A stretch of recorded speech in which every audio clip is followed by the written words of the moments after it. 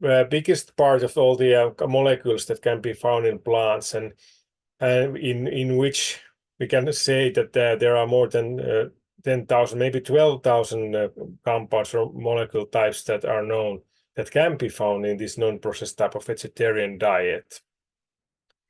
And we have many types of secondary metabolites. And in case of these polyphenols, like flavonoids, what is typical for is that they are forming conjugates with some other molecules, and very typically these are sugars. So it's very typical for these molecules to be attached to sugar moieties or something else.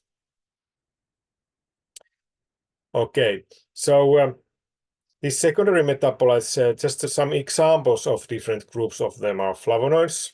As I said, they are polyphenols having more than one aromatic rings with a hydroxyl group.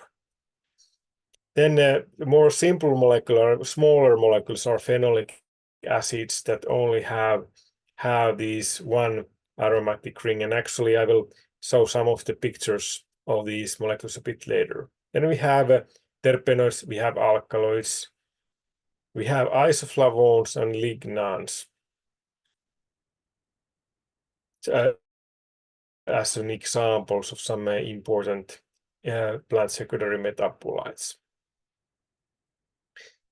Yes, so what is the role of these? So as I already briefly mentioned, many of these secondary metabolites, because they are not part of the primary metabolism that takes care of the essential functions of the cell or little organism, they are still doing something. For example, they can be molecules that attract pollinators. So maybe, for example, giving pigmentation or nice colors to these flowers, for example, or fruits or berries. Or, well, in case of flowers, of course, then they attract the bees. They can be chemical defense against microbes. Just to give you an example, alkaloids or some other more or less toxic components, so usually serve this some kind of protective role in the plant. They can also be a defense against not only microbes but herbivores, some animals that would be eating if they could. But in many cases, then when we have these defense mechanisms, then they might not be good food, or maybe more like poisons or poisonous to these animals or microbes consuming them.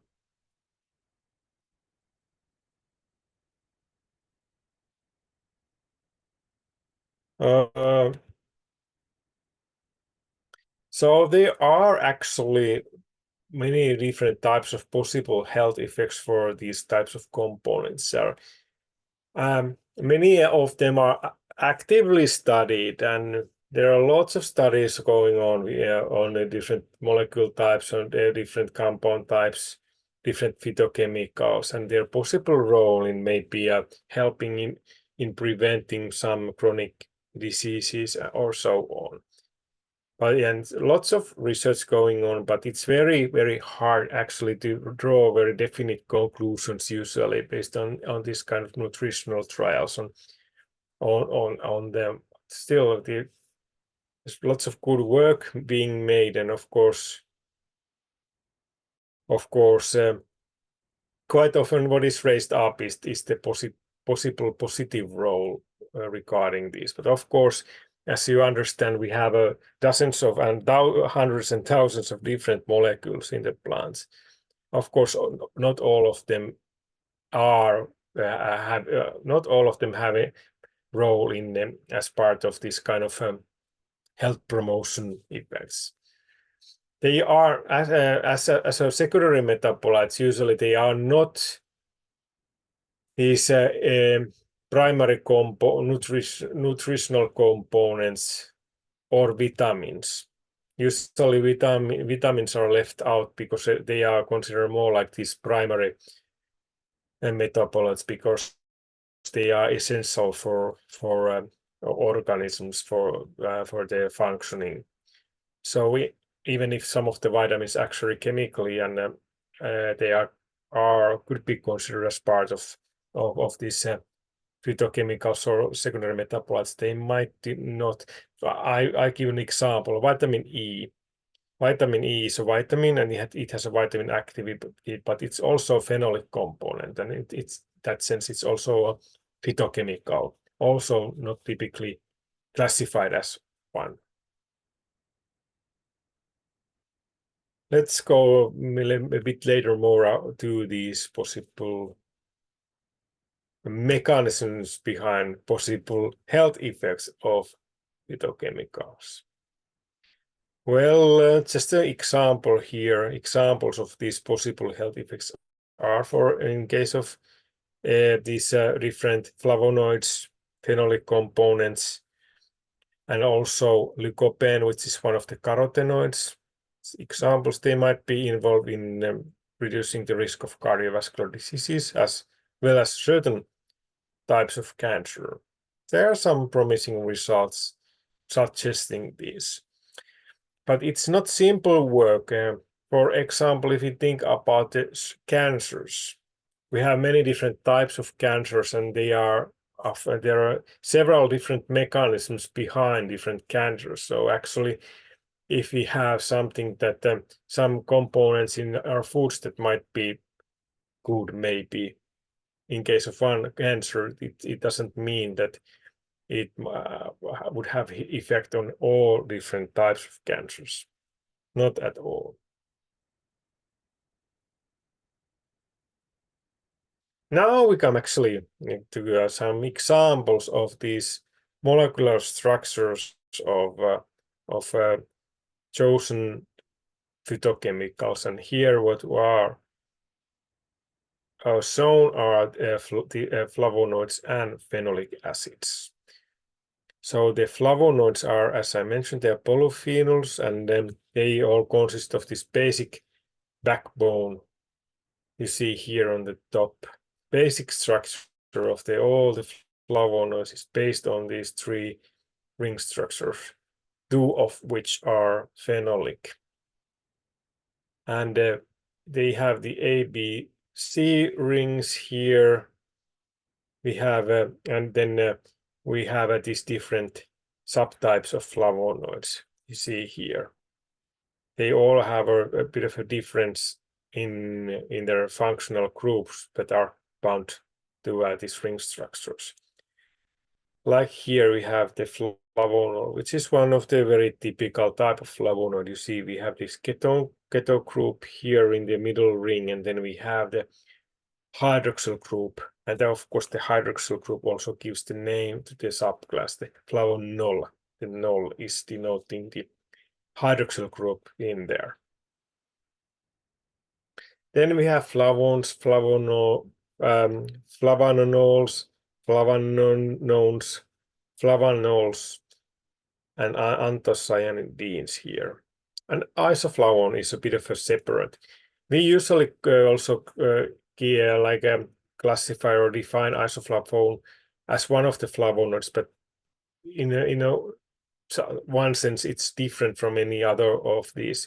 You see already the basic structure is a bit different, but isoflavones are plant estrogen, so they have a certain type of estrogen-like effects, and also when consumed they might exert those effects. And actually sometimes the effects of these plant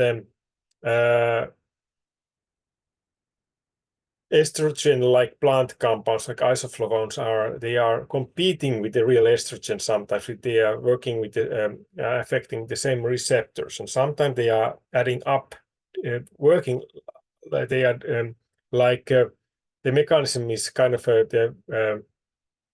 they are doing via this receptor. They are like the estrogens, but sometimes they are doing just the opposite. So they are competing with the estrogen and actually preventing these kind of reactions from taking place that would take place without these components. So sometimes they are this kind of, well, we could think about additive effect or estrogen-like effect, sometimes it's exactly the different. So it prevents the estrogen from working, in which case the mechanism turns upside down. And they are not anymore working like the real estrogen. So this makes also these isoflavones, we can find them in soybeans and other types of legumes. And then if we are then speculating whether they might also have some effect against cancer or so and so. It's depending on these cancers, like also if the effect is estrogen-like or just the opposite. Okay, so isoflavones are a bit of different from all the other types of flavonoids. Then here we have the anthocyanidins.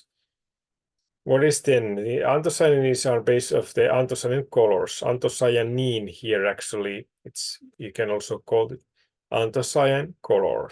They are very colorful types of flavonoids, and they are actually the ones that usually give the color to most of the flowers, for example, berries, so on. And the anthocyan colors are a bit different from other flavonoids in that sense that they are positively charged in this kind of a neutral pH area. But most of all of these, now remember, most of these molecules are bound to sugars in the plant materials. So they are conjugated molecules, conjugated with these sugar moieties. And just as an example, the sugar can be bound, for example, in case of the flavonols, it can typically actually it can be bound to these different hydroxyl groups, like the hydroxyl group of the middle ring, but also sometimes to others.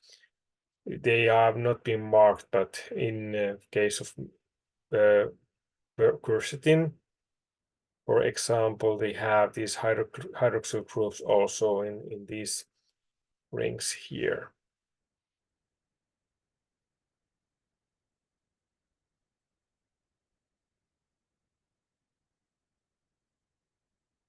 Okay.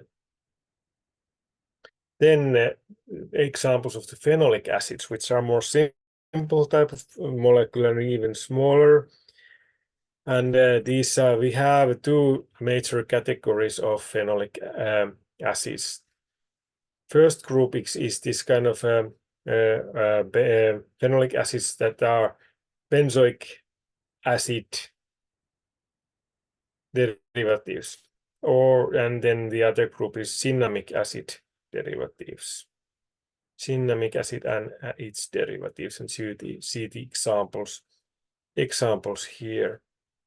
And also you will see what is the difference in the basic structure. So it's actually the side chain bound to this ring structure that is different in benzoic acid and cinnamic acid.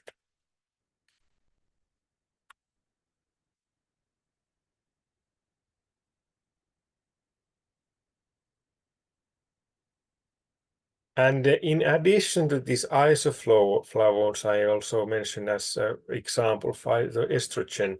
We have also in these plant materials, plant-based food, we have some other type of secondary metabolites also that can serve as phytoestrogens.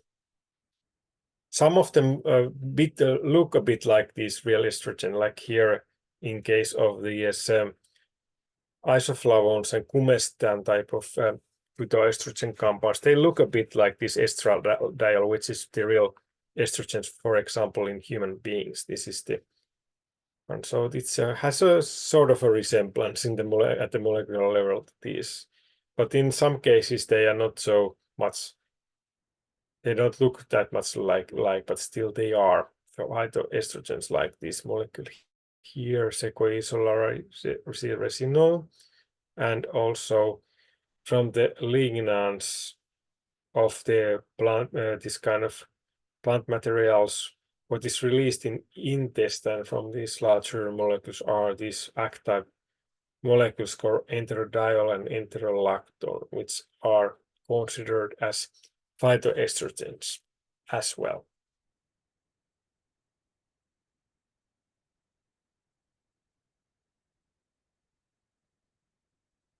If you have some comments or questions, you can, for example, you can write in the chat box or even raise your voice if you feel so. You're welcome.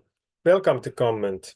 So it's also nice to have some kind of this kind of two-sided discussion at times if you will end up having some questions and some consideration. It's nice to talk also with you about those. Okay, now we come to the antioxidants. So as I mentioned, many of these secondary metabolites have a certain role as antioxidants in these plants or where they are found.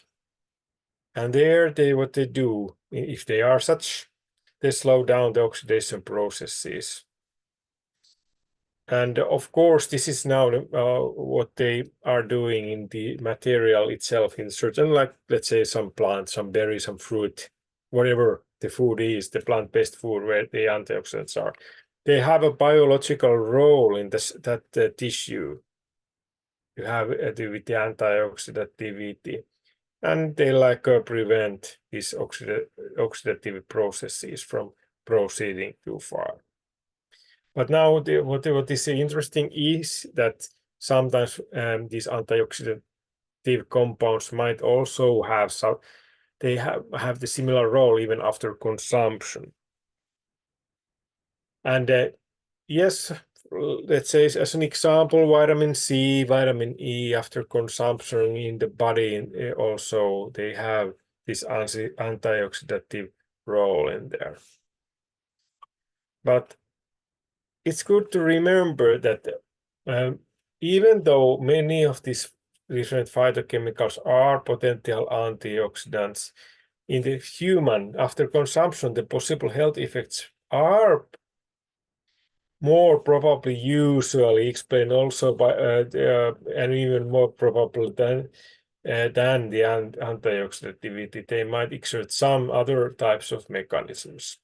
Well, the antioxidativity is one thing, and but then even for those phytochemicals that are strong antioxidant in vitro or in vivo in the plant material, when we consume it and it's absorbed to our bloodstream, probably and very often they might exert some other mechanisms to do there maybe these positive effects on the health.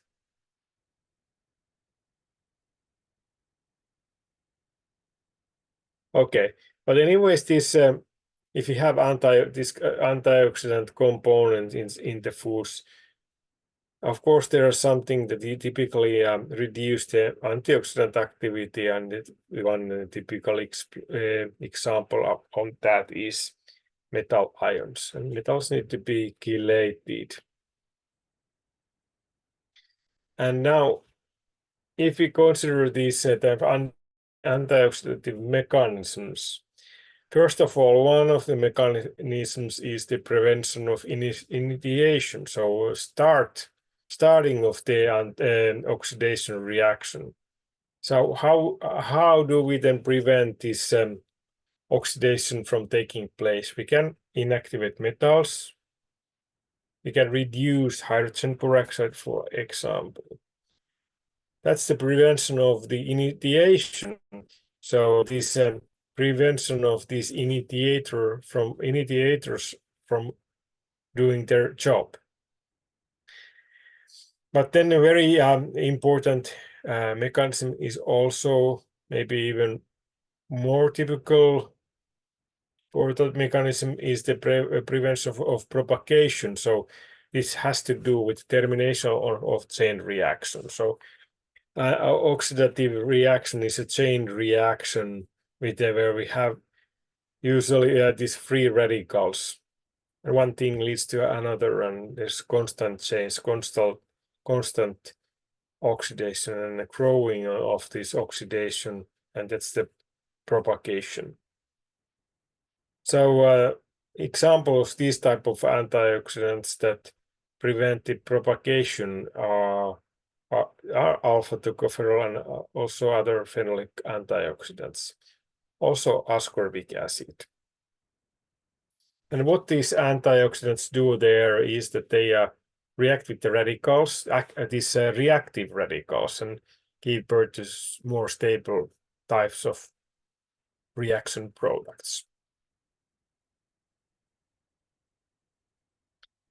And how they do that is that they are in this process, the antioxidants themselves form radicals, but they are less reactive radicals that are the ones that are propagating the reaction, and they are more stable and do not promote a chain reaction. Then we have this third type of antioxidative mechanism is the prevention of singlet oxygen in light-induced oxidation. So singlet oxygen is very reactive type of oxidation. In certain conditions when light is present, this can take place.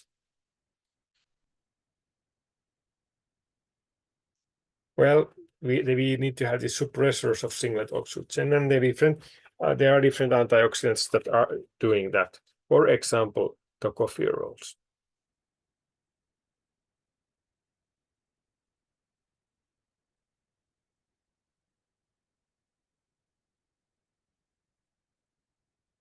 Then we have these different types of antioxidative mechanisms, but then we can consider this synergy. So we usually have more than one type of antioxidant. We have several of them oftentimes, and then they can work together even if they have different mechanisms behind them, or if they have the same. Doesn't matter, they work together. And when they do that, homosynergism is one way to do that.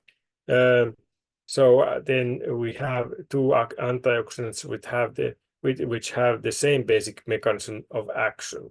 For example, we have these vitamin E compounds, alpha tocopherols. Then if we have also ascorbic acid. So this can be good thing. They help each other out in this antioxidativity. So what happens is that ascorbic acid regenerates the original type of tocopherol molecule after the tocopherol has been consumed in this as an antioxidant. So it will regenerate the molecule by reducing the formed tocopherol radicals. Well, sometimes then these flavonoids can regenerate ascorbic acid that has also been consumed during in this antioxidative mechanism.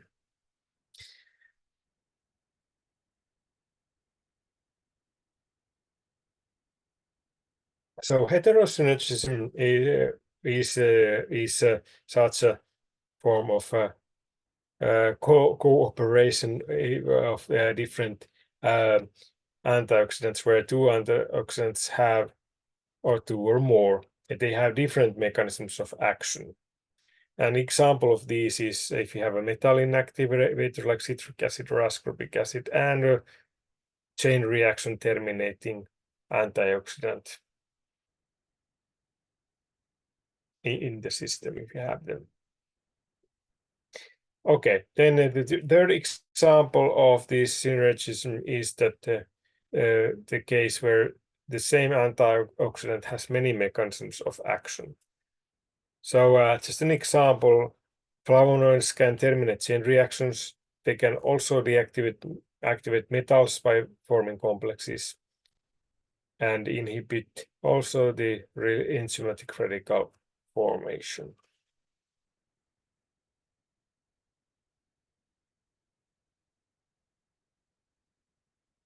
Okay.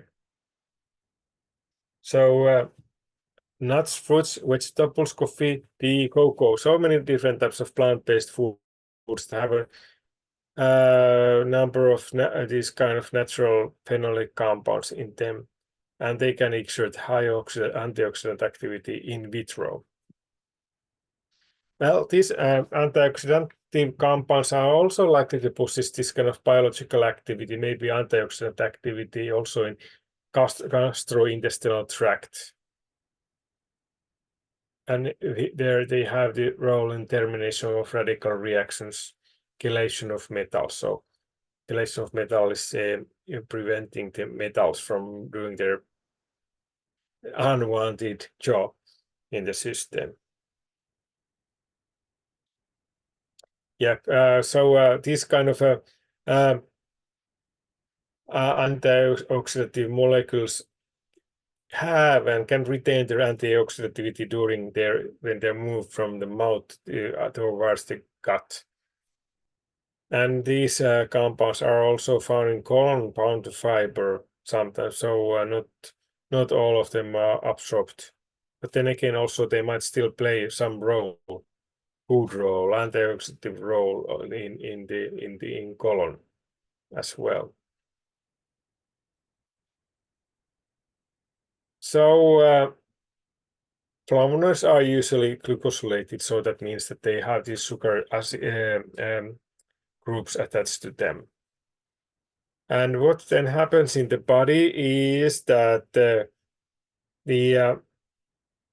flavonoids undergo deglucosylation, so the sugar units are cleaved off from the molecule. But there's something else also happening in the small intestine. It's a methylation, sulfation, glucuronidation of molecules are typical.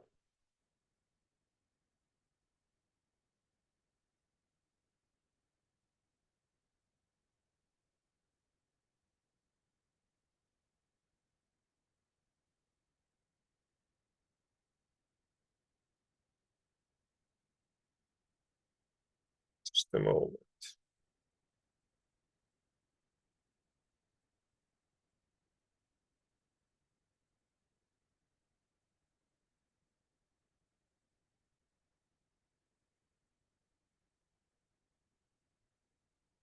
Okay.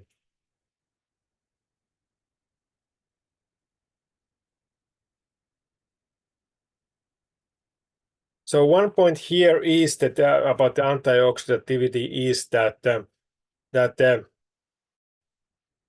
when they have high antioxidant activity in vitro in test tube or as part of the plant material where they are originally found, they can be so.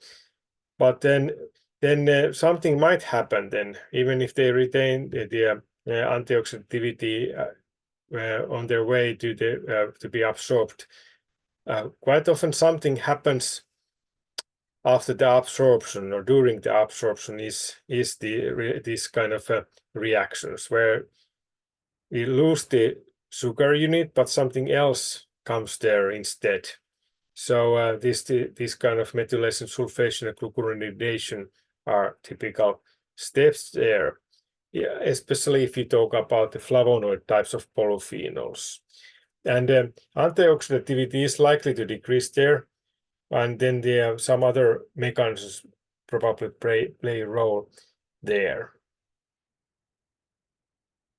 And maybe if we now a few words about these different antioxidant components that are secondary metabolites, but are also used as added antioxidants in foods. So in case of vegetable oils, what we sometimes are added there are alpha, beta, and gamma tocopherol. So these vitamin E molecules. Of course, in the oils, even after the refining, some levels of these compounds are still left. Then, as added antioxidants, what we can also use then or add are these kind of synthetic ones. So these are not plant secondary metabolites. this kind of butylated hydroxyanisole, BHT, propylgallate, butylhydroquinone. They are all synthetic, so can be used as added antioxidants in foods, but they are not plant secondary metabolites. Then quite interesting type of antioxidant is it's a rosemary extract. Within EU, this rosemary extract has its own E number, even if it's not it's a mixture of different molecules. And what's in rosemary extract are this kind of carnosic acid, carnosola rosmaric acid.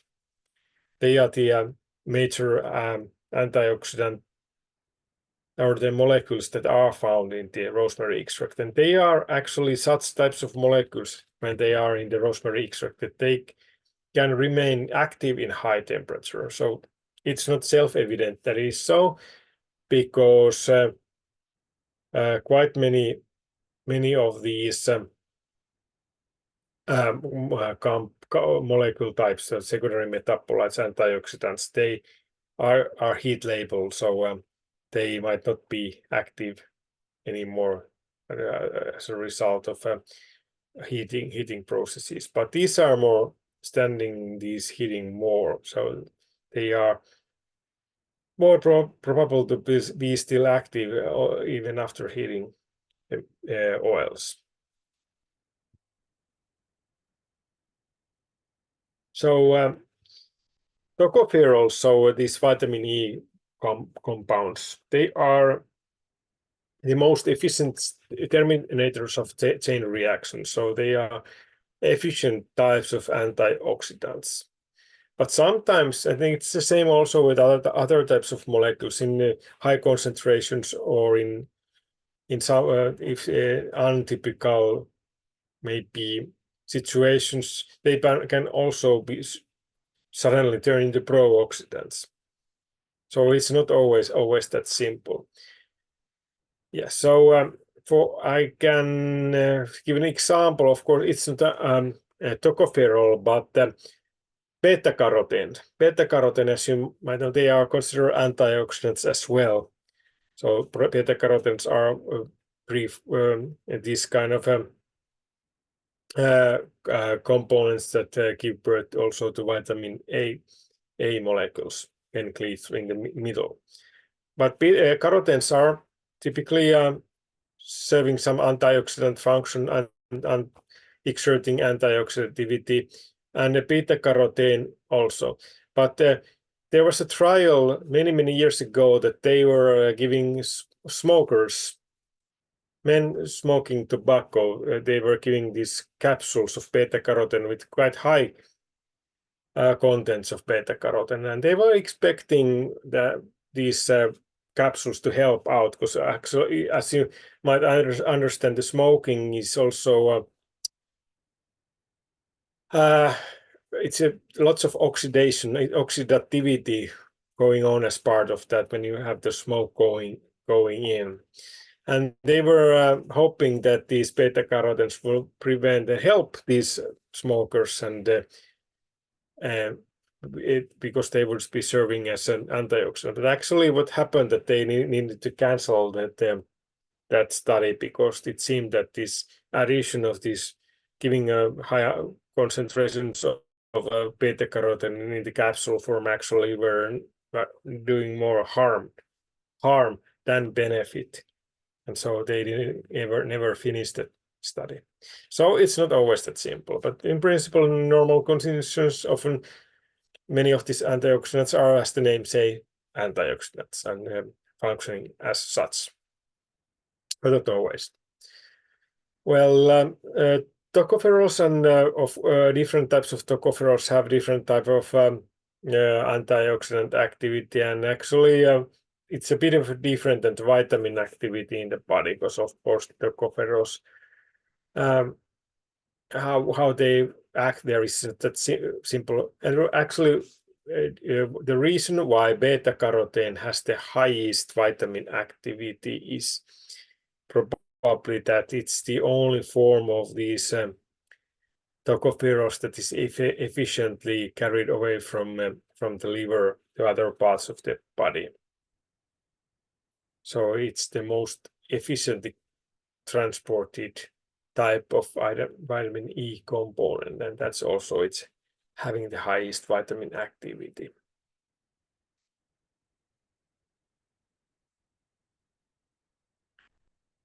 Okay, it's still about the added antioxidants. So we can, for example, in just some examples, there are lots of other ones as well. But metal chelators can be used in meat products. This kind of phosphate compounds, for example, but also organic citric acid can be used for as such, and also reducing agents can be used in and are added to meat products, and for example, ascorbic acid or its isomeric form, isoascorbic acid. And then we can think about what is the effect of spices and herbs. You know, these spices and herbs also might have some antioxidants in them, and we can speculate that maybe these spices and herbs were added to food might rather have a more positive effects in helping prevent spoilage of the product. And that might be because of these antioxidant compounds in them.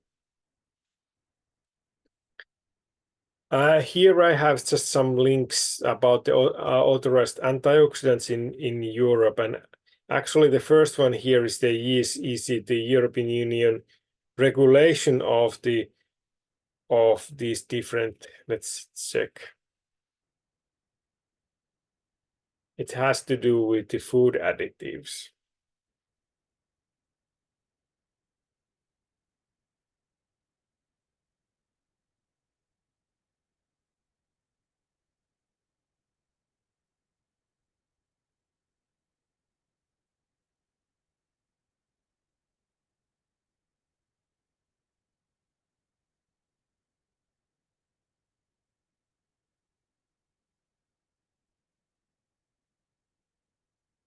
Just a moment, I lost something here.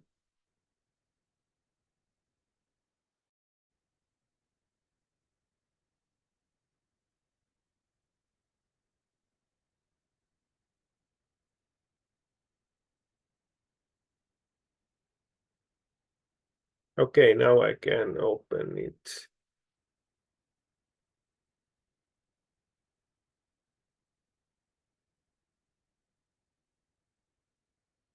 Now, yes.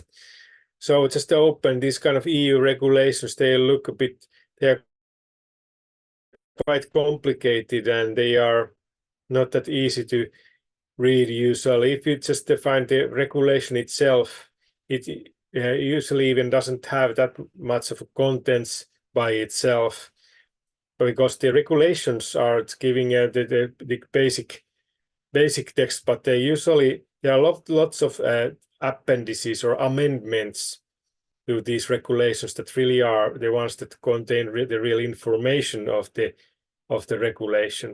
For example, this kind of appendices in the regulation on the food additives, and antioxidants are one type of food additive, and they are regulated here in this regulation, and then the amendments are usually can be found also in this kind of. So this document I show here is not just the regulation itself, but it's a document that has also combined all the regulations on food additives that are based on this main regulation that have been given us to give something extra. For example, when new information on some food additives has emerged, then they have been added here. And for example, this kind of listings of different food additives you can find right in the end of these documents, and there you see also what kind of food additives and what kind of antioxidant components can be used, and in which kind of food categories. And it's actually many of them are these natural type of antioxidants that can be considered plant secondary metabolites, but of course some of them are also these synthetic ones.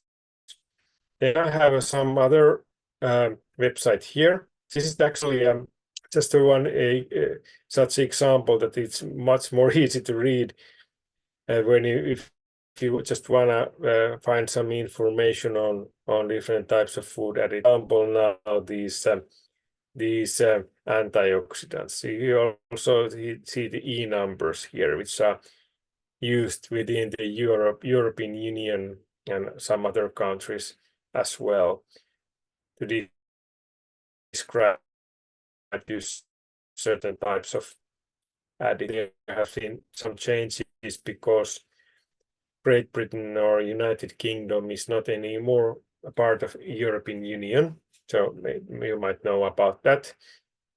So so they have still in many ways to still having these EU regulations that they are using, but there has been some changes. But the listings here about these food additives and, for example, these antioxidants are still they're quite the same as within the European Union.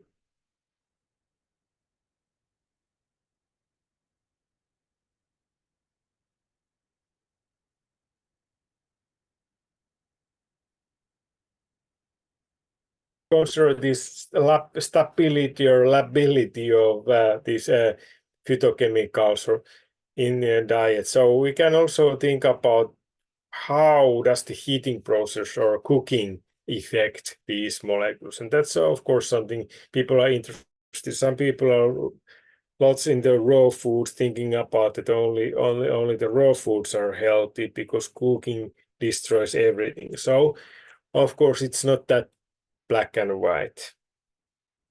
Quite often, of course, we lose some of the compounds in cooking, like boiling. They might be just be extracted out of the food to the water, and maybe which might then not be used. Some, of course, also are degraded in the cooking, and the higher the temperature used in the cooking of molecules are destroyed there. But yes, the heating process can both reduce and increase the antioxidant activity.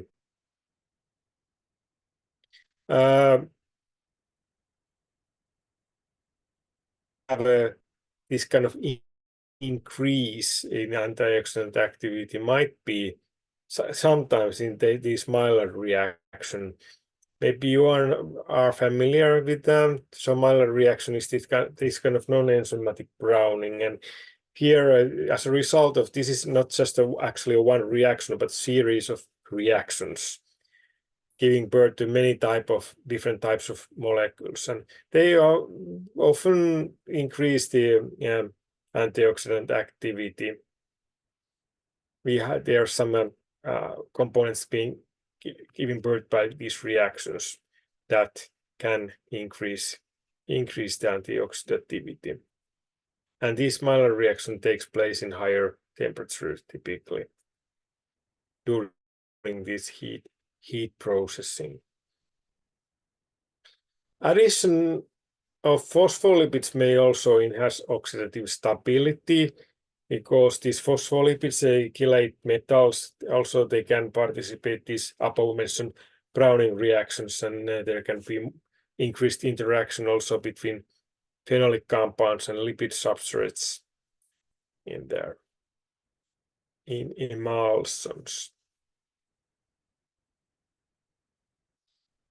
Now coming to these, we have already been talking about the antioxidativity, but I've also several times are mentioned that that's not everything. So probably if we eat something that enters into our blood circulation, and the mechanisms how these chemicals or nutrients might exert their maybe possible health promoting effects or positive effects, might have some antioxidative mechanisms behind them as well.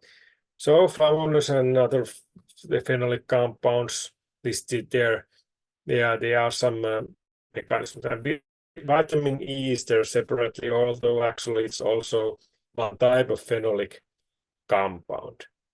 But what is their cellular metabolisms, like the cell signaling, some enzymatic activity, also some effects on these blood vessels affect the macrophage platelet aggregation as examples of these possible mechanisms that are not directly antioxidative mechanisms. So they can be signaling molecules as one example, regulated gene expression in the plants.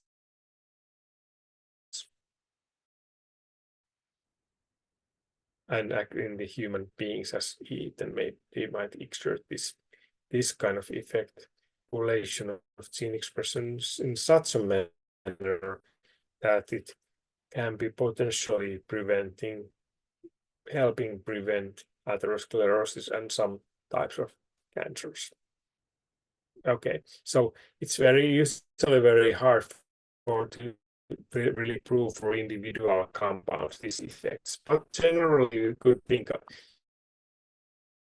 and say that these phenolic components as part of these plant tools seem to be promising in the sense that what they could do for us, and that they could be helpful in the prevention of chronic diseases. Also, carotenoids have body, even if the basic mechanism is antioxidativity.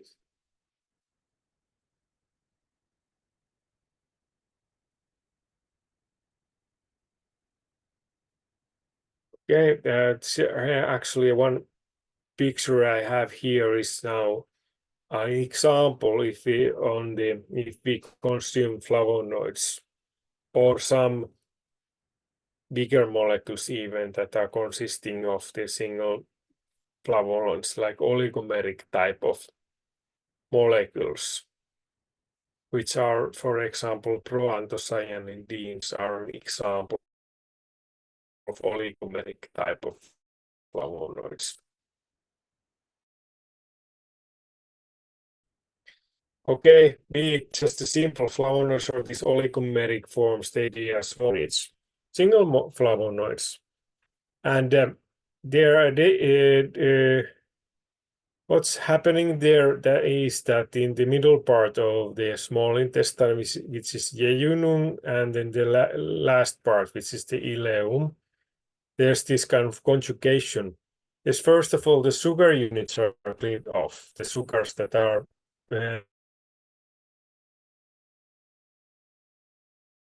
part of the natural flavonoids typically, they are cleaved off them, but something without first, they're staying without any conjugated molecules, just by themselves, and when there's no sugar left, they are called aglycons. Aglycons means that in glucuronidation methylation of the flavonoids taking place already there in the small intestine. And then these molecules are carried by the portal vein, typically to the liver. So the first part of the absorption components that they are carried to liver first, and from the liver onwards to the other tissues. So the liver is a kind of a logistic center of the body. And in liver also, there's more of this conjugation taking place. So methylation again, sulfate formation, glucuronidization to give birth of this glucuronide. So then they are moved to different parts of the body, and big part of these molecules actually are quite effectively excreted out of the body. So when it treated in kidney in form of urine.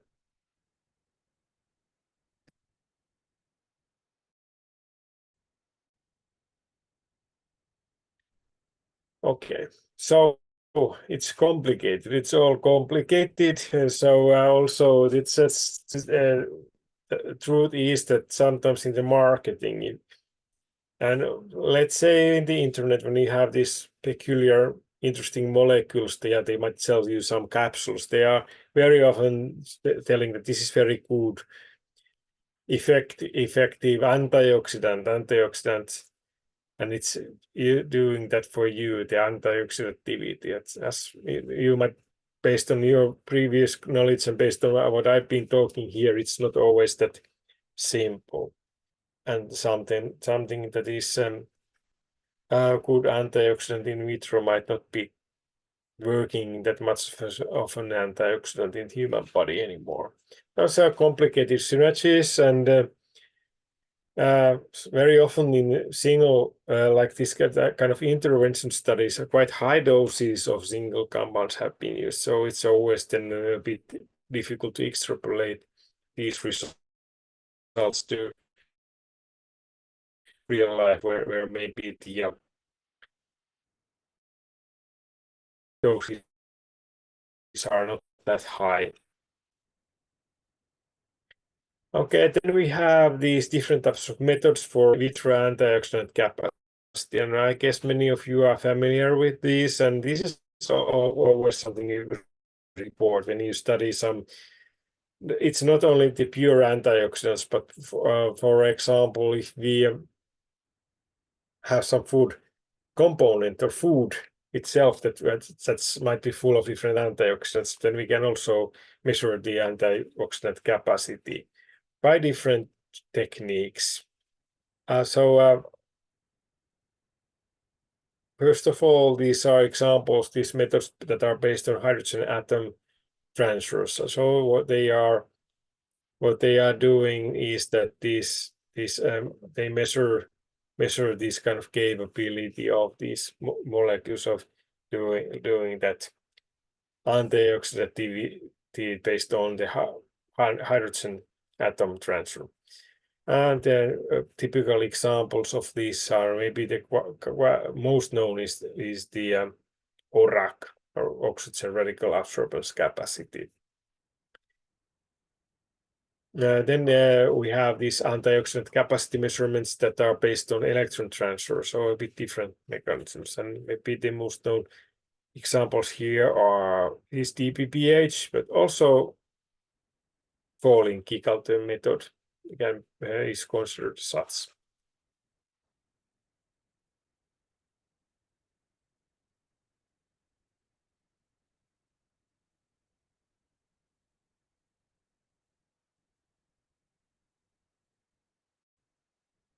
What does it mean here? These other phytochemicals with possible anti-carcinogenic effects. Okay, so if you think about that, some of these earlier mentioned polyphenolic compounds like flavonoids might have, and also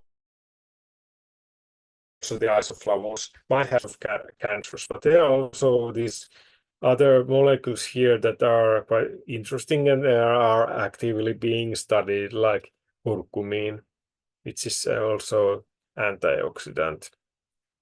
Glucosinolates, also monoterpenes. So they have this kind of possible anti-carcinogenic effects, but So I think they are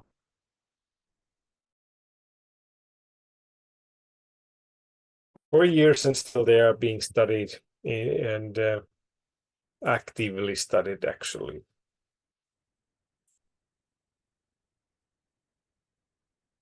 Okay, so that concluded that series. I have still other slides that I just quite briefly demonstrate you something based on some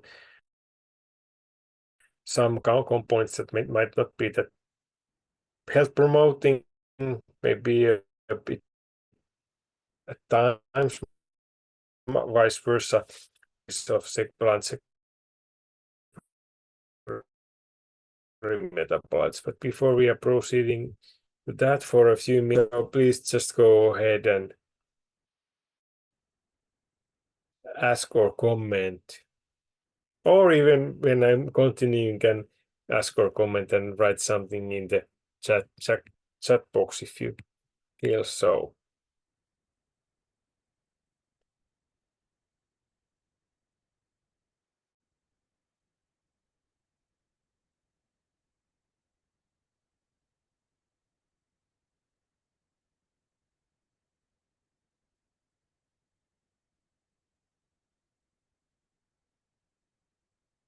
So what I'm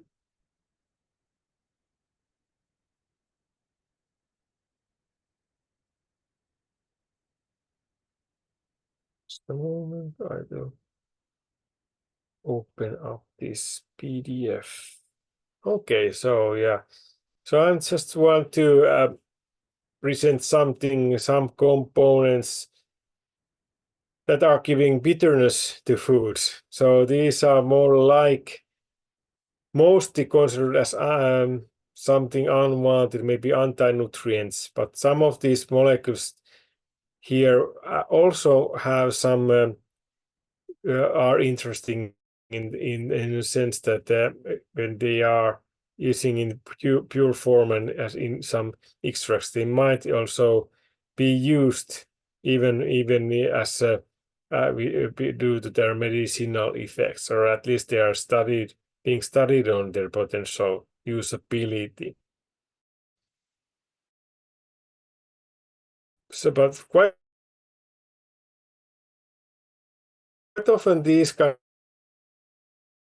of plant secondary metabolites that are at least slightly toxic. So that's one example here of a compound giving this kind of bitterness, and also in higher found, for example, in this bitter almond secondary metabolite categories. Or under phenolic compounds, we have these kind of flavonoids that are exerting, giving this kind of bitterness. They do these kind of plants where they can be found in.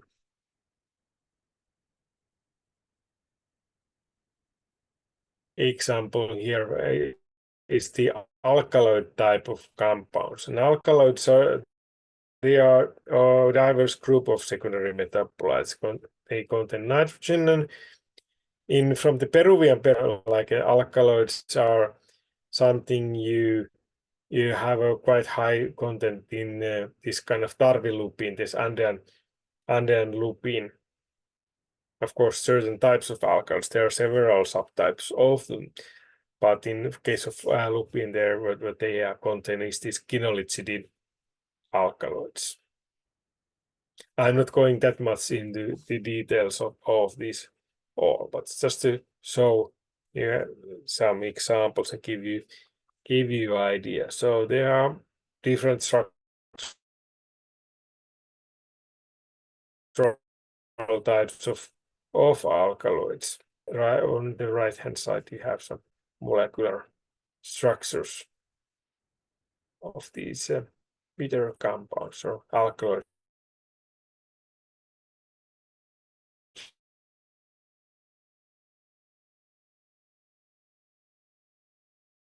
type of compound. Now, of course, I was mentioning the lupine alkaloids, which are quinoline alkaloids.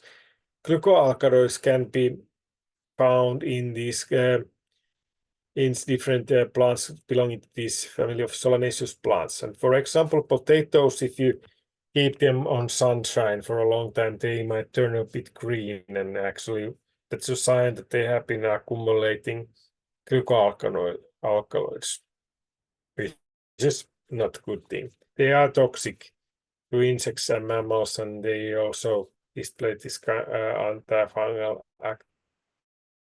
activity. And also, other than potato, can have some levels of the glucoalkaloids like eggplant and tomato.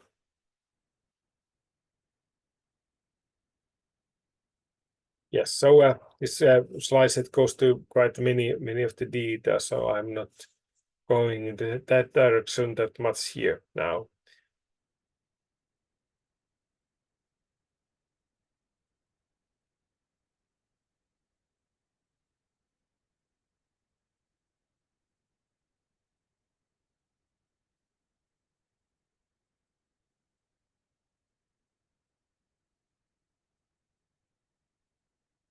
Yes.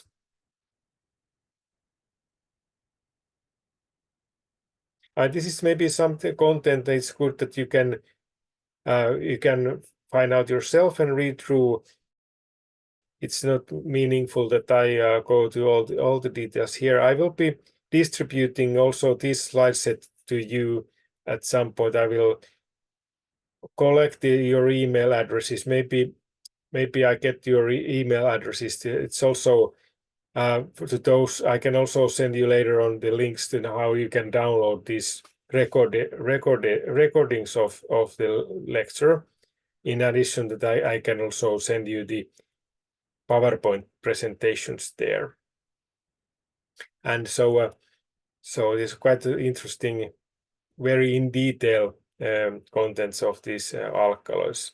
I'm not, as I said, I'm not going there that much in detail.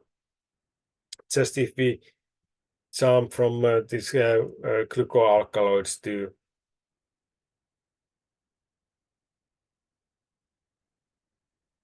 to these kind of other type of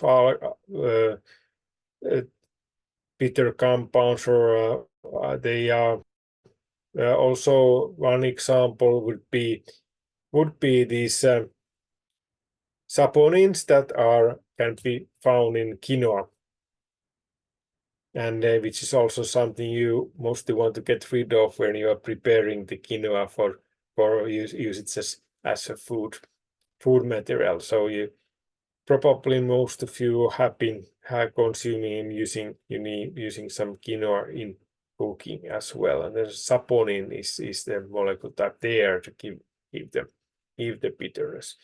But okay, these were, I just wanted to give you an example of this more or less kind of a toxic type of plant secondary metabolites also. So it's not always just the healthiness of these components, but also some of them are more like toxic, even if the toxic molecules also might have in certain dosages, they might help fight against some diseases. So that's how it goes. It's not black and white.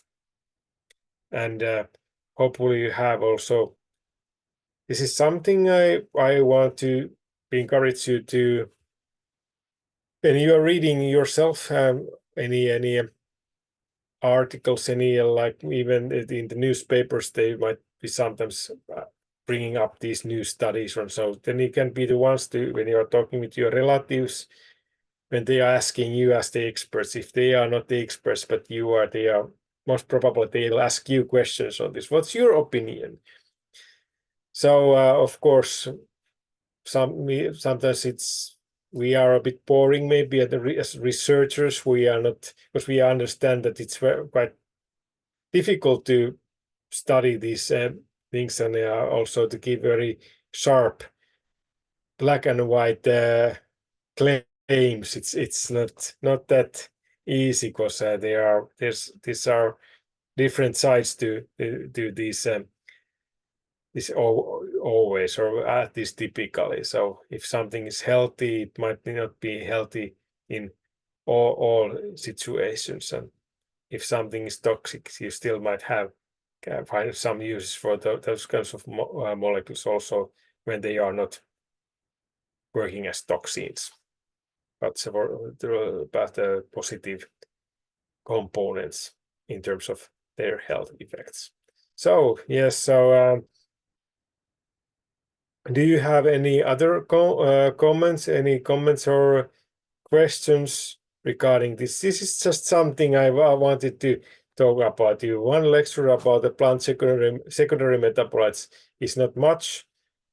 I couldn't go through in detail through all the different examples, but just say I wanted to pick this and pay some more attention to these flavonoids and some of these toxic components. That